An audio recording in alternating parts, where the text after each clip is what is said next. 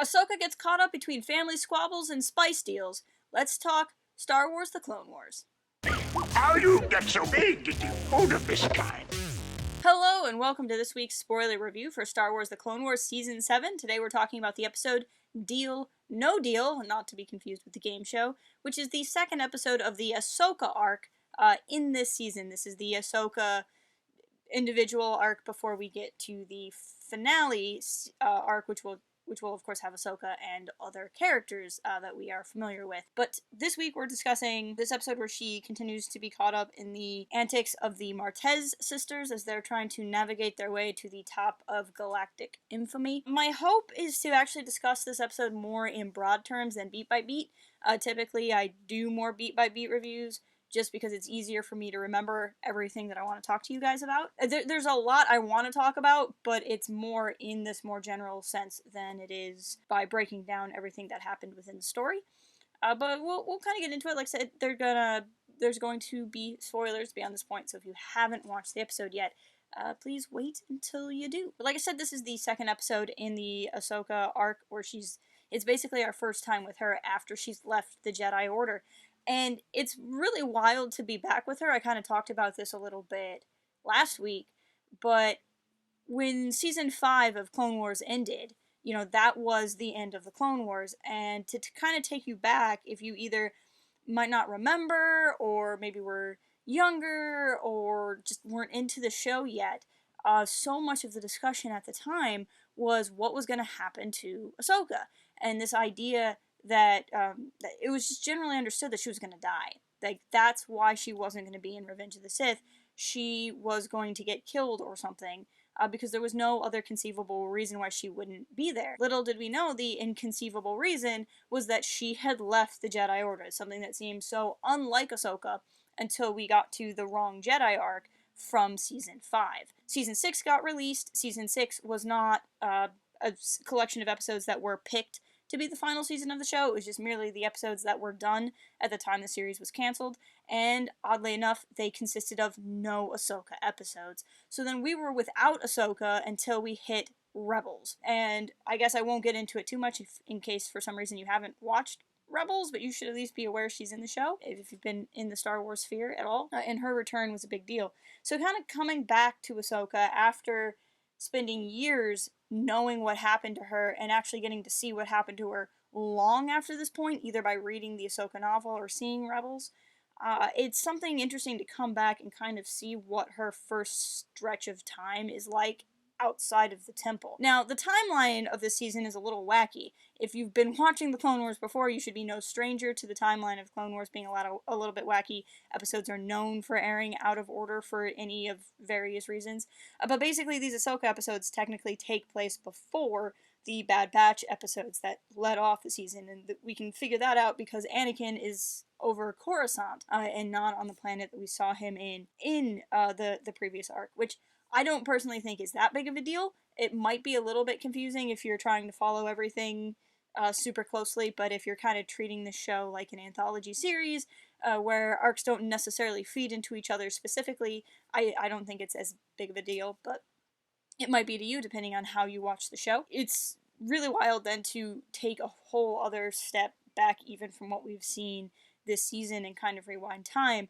Now, I don't know if they moved the timeline of this episode up. I don't know if it's supposed to take place closer to the end of the Clone Wars, the event, and not the series now, or if in general it's still taking place during what would have been presumably real Season 6 and not truncated Season 6, but that's neither here nor there. Either way, we get to see Ahsoka on this journey. I really liked spending time with Ahsoka in this moment. She's dealing with a lot. She's dealing with the fact that she just left the Jedi Order, and this is not a common thing by any stretch of the imagination. In fact, in the grand list of things, there's probably more Jedi who have walked away from the Jedi due to falling to the dark than for just being fed up.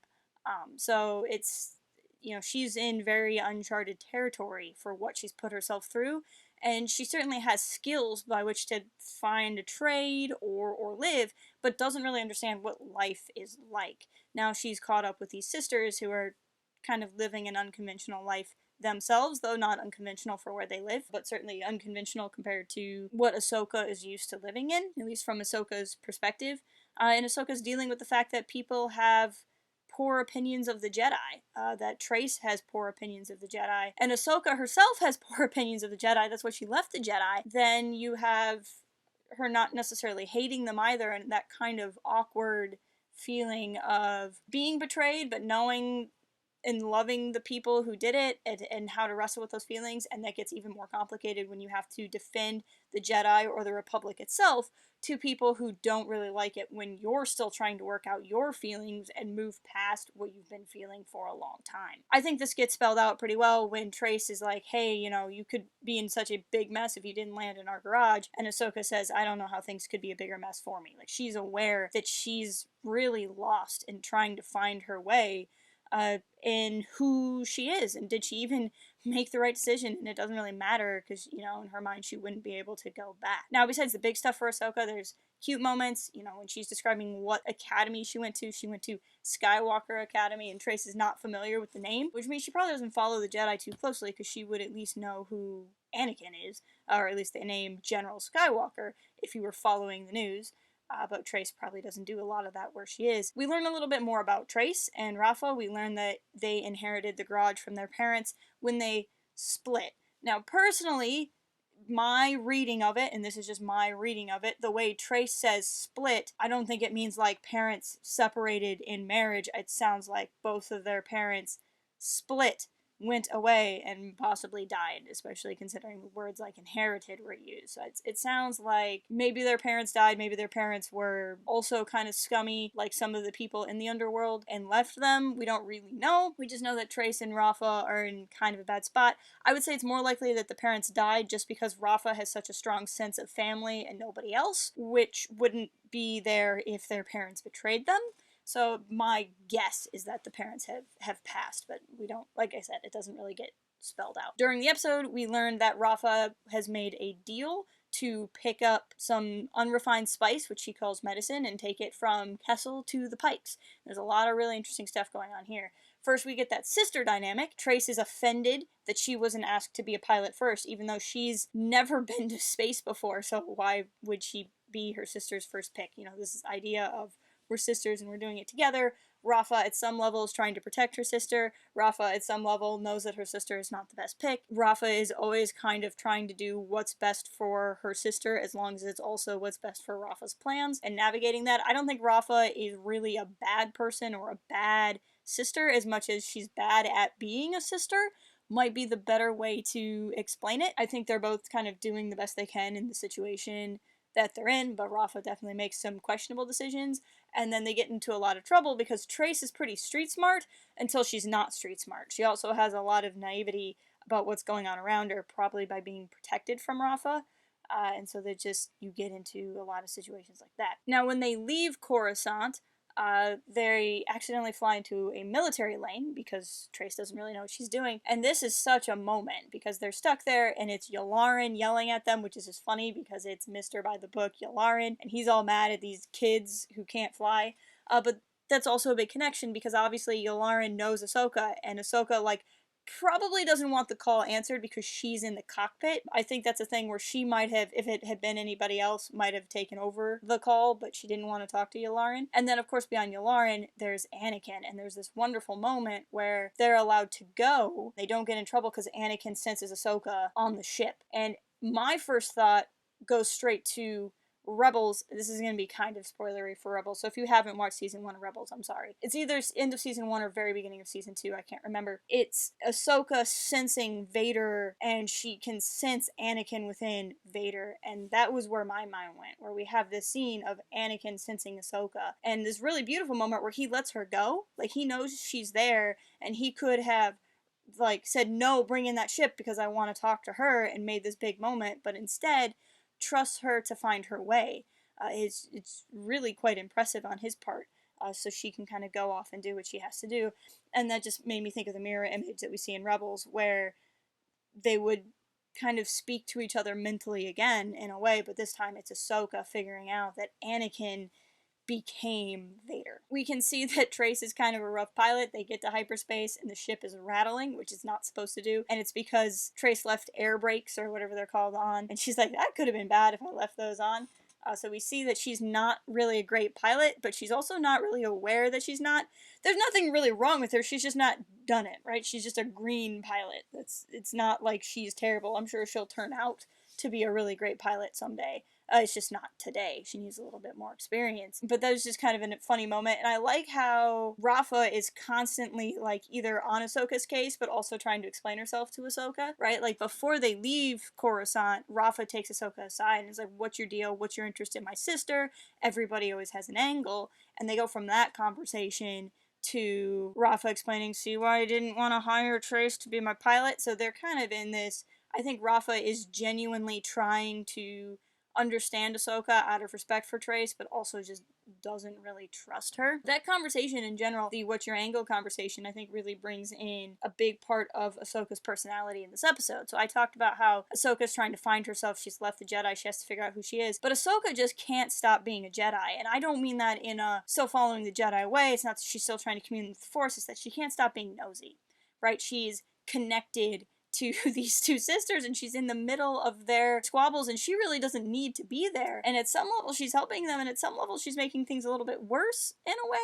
Like she's literally following them along and is like, why are you getting spice? Not that they should be getting spice, but like, Ahsoka, why are you all up in their business, you know? She's literally just met these people and she's so used to having other Jedi and clones around. You know, I think she wants to stay with the Martezes because she wants that sense of family and she doesn't really recognize that, but she's also like, she's got a little bit of that Jedi arrogance going where she's like, I know what's best for these sisters. I know what's best for the galaxy. We're still gonna go and do stuff. You know, she's not used to what she should do from here. And that culminates at towards the end of the episode, just to jump ahead, like I said, I'm gonna go out of order within the episode a little bit. That culminates after they've left Kessel, before they go to the Pikes, when Ahsoka figures out that they're running spice to the Pikes, that it's not going to be used for medicine, and she's like, what are we doing? We can't basically be trafficking something that's going to be turned into drugs. And she gets this argument going and gets Trace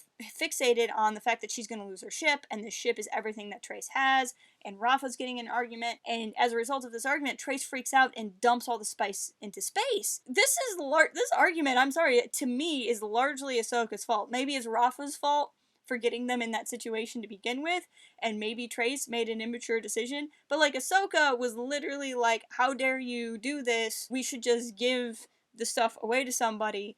And I liked Rafa's line of, your morality won't pay our debts. And I especially like when Trace was like, well, if we shouldn't just stiff drug dealers, then why would we just give the spice away? And Ahsoka's like, that was really more of an ethical argument. And then Ahsoka has to admit that this whole grandstand she went on was literally a grandstand. Like, she acknowledged that it wasn't going to solve the Martez's problems and it was going to make things worse for them. It was just the galactically correct thing to do. You know, and Ahsoka is so out of her depth in this more morally gray area of two people who are trying to survive. She's not sure what to do. You know, she's used to people like Hondo who kidnap younglings, even if they seem like they have a heart of gold, you know? And so now she's literally just in the lives of people she just met and kind of causing problems. For me, watching this episode, that is the big part of Ahsoka's arc, and I think that's going to be a big part of what she learns over the next 2 weeks as we get 2 more episodes in this,